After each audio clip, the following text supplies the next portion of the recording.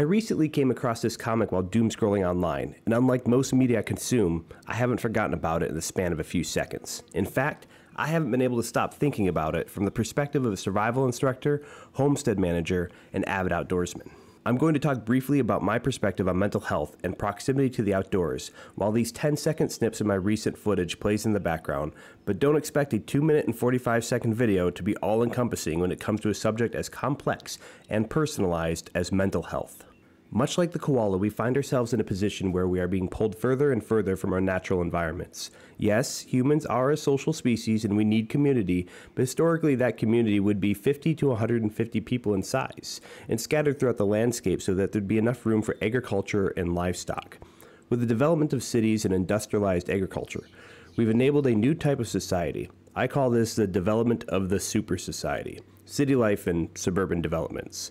This has been the way for 100 years now, and while it may be the norm for us as a culture, it is not the norm for our bodies. We crave the outdoors, even if we don't fully understand it consciously. I have been lucky to have a job that takes me outside, where I can stay in tune with the natural seasons and interact with our wild food chains. But there are times when I'm stuck indoors, and it's during those times where my mental health takes a hit. It makes me wonder what roles this post-COVID migration out of the cities will have on our society now that it's possible to work from home with a Starlink from a log cabin buried deep in the woods, far away from any parking lot. Businesses are finding out that they can reduce overhead by having dedicated office employees work from home where they pay for their own heating, electricity, and running water. This increase in efficiency increases profits, and an ethical practice would increase the wages of the personnel. Now, this employee no longer needs to wake up early, commute every day, or burden themselves with having to live close proximity to their business.